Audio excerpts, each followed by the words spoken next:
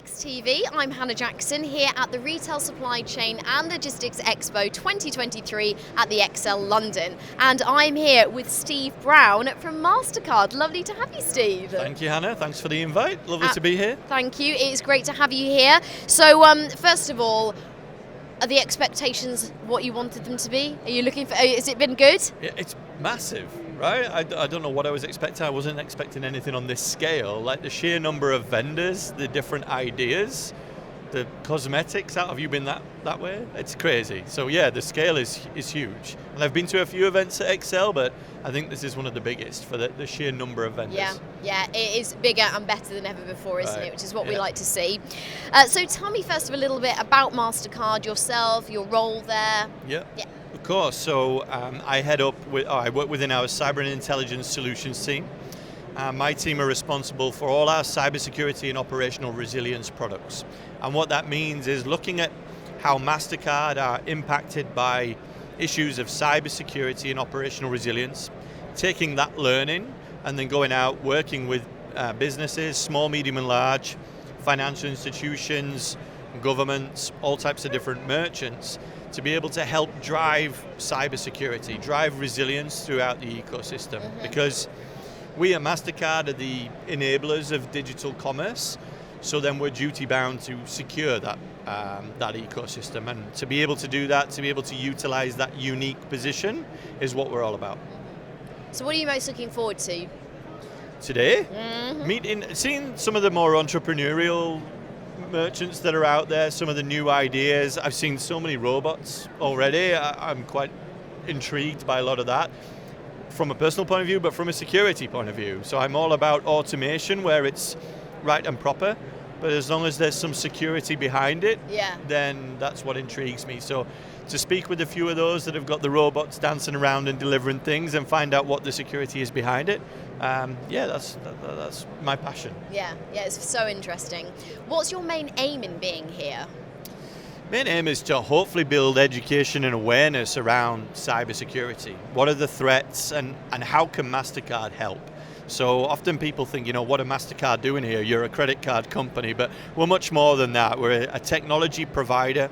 We acquire and we develop different technologies according to what the threat looks like. So whether that's in the cybersecurity space, in the crypto space, in the payment space, we offer different technologies to identify, to prevent, and to mitigate different types of attacks, often fraud taking place against the organization or against you and I as individuals. So really it's about engaging, trying to build a network, and hopefully, people come and talk to me. I'm speaking on one of the stages a little later on, so people can come and talk afterwards and look at what Mastercard are doing and how we can help them. Amazing. Yeah, well, speaking of you speaking here, what are you actually focusing on, and what are you hoping that delegates take away from it? So the real focus is about third-party risk. So it's supply chain. Here we are at a supply chain logistics event, and people are looking at they should be looking at how secure are those suppliers. So whether that's in a physical sense and the ability to bring goods and services to your customers, whether it's in a technical sense, so your IT providers, your cloud service providers, data storage service providers, how secure are they? And if they're not, what is the impact likely to be on your business? So small, medium or large, you are a potential victim of a cyber attack.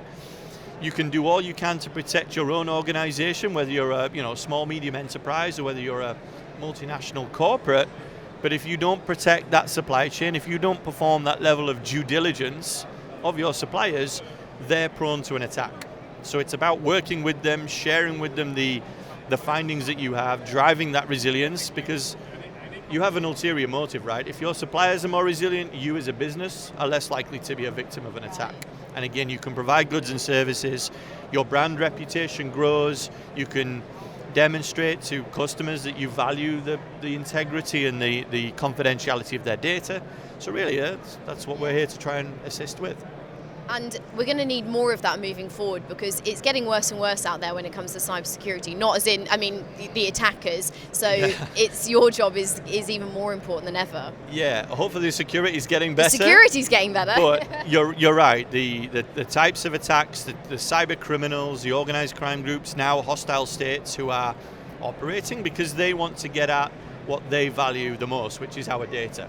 It used to be solely our money, but now it's about how they gain access to our data, how they infiltrate our systems, how they exfiltrate that type of information. So we have to be agile, we as Mastercard, but we as a community, to be able to see what the threats are and position ourselves to be more resilient to them. Well, customers are increasingly demanding more from retailers and from many companies. So how do you ensure an improved end customer experience?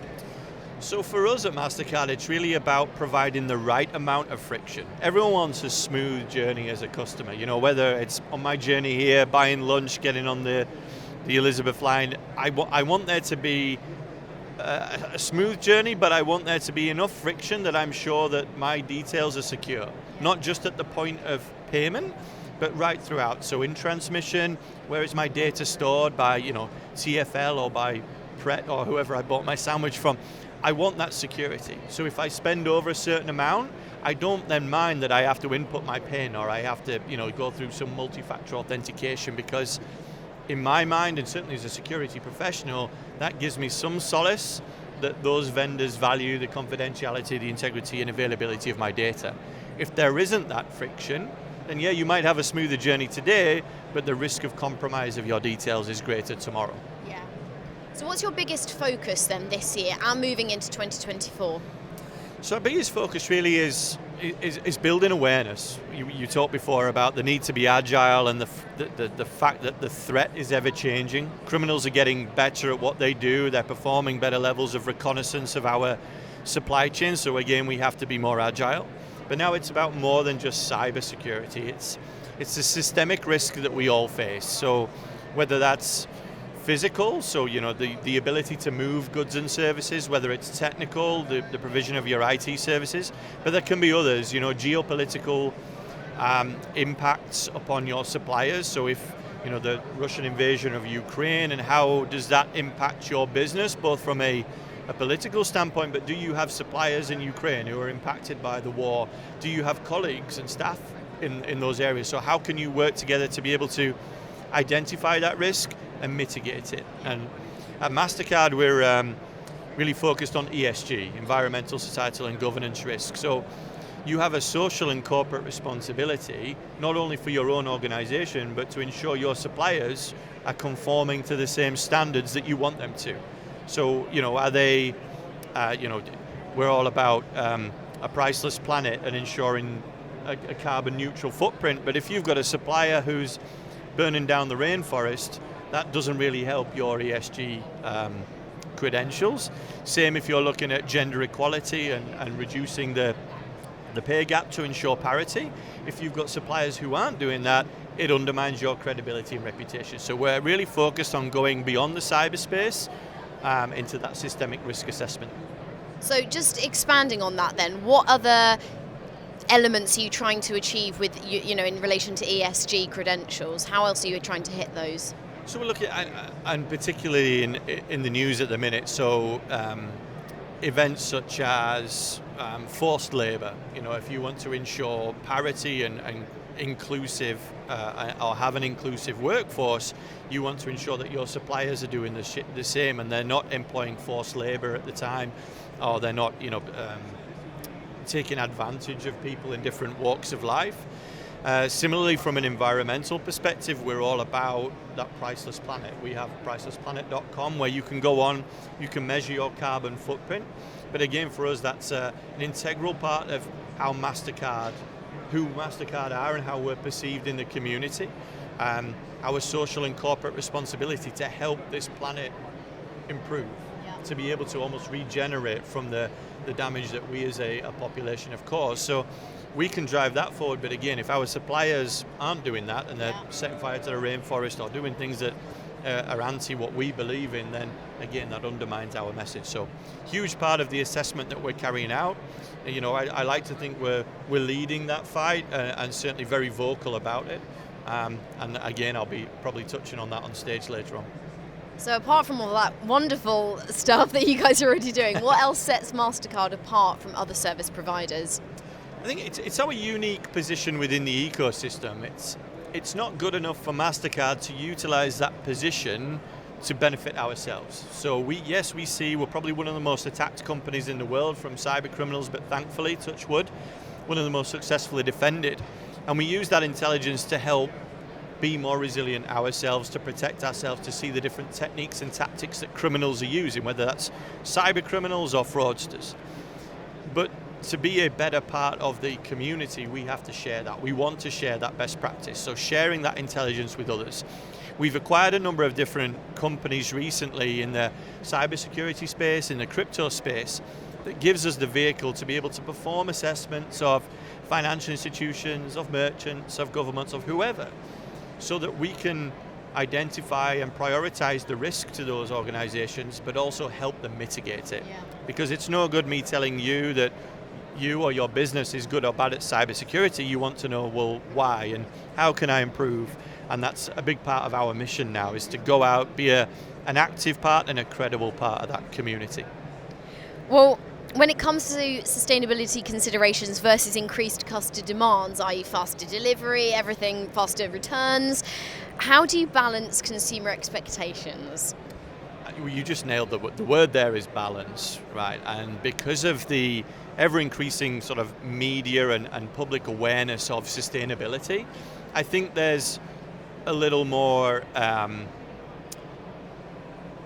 people have that ability to be able to understand why there may be longer delivery times. Yeah, we all want things tomorrow, but if that means that the planet survives by another day and more trees grow and that brings greater growth to a particular community, then I think we all are a little more understanding of that. You need the story behind it to kind of... Absolutely, and again, Mastercard and a number of others within the financial sector and in the merchant world certainly are now more than conforming to that. They're like actively pursuing it, going out there, demonstrating why things might take that little bit longer, why you are introducing that little bit more friction. And if that's about having a more sustainable planet so that our children and our children's children can enjoy it, then I think people are more understanding and willing to have that. I mean, you've said it there, like in such a good way. This is the way that everything is going at the moment. Sustainability, priceless planet, so that's great to hear. And what do you think about having media platforms and IDX TV here at events like this? It's amazing. No, it's a great opportunity, right? It gives people the opportunity to have another platform, to be able to reach more than they already are on the stage there, but to be able to gather the thoughts, get some honest feedback from people who are here, rather than having something piped in or something people who've actually not attended the event, right? So you're getting it from the horse's mouth as such, but always a place for, certainly from a Mastercard perspective, to engage with the media in the right way. It's a responsibility of ours, but one that we embrace and we always look forward to. Wonderful. Well, thank you so much, Steve. That was an absolute pleasure. I hope you enjoyed the rest of the expo and good luck with your talk. I'll try. Thank you very much. Thank you very much, and thank you for watching IDX TV.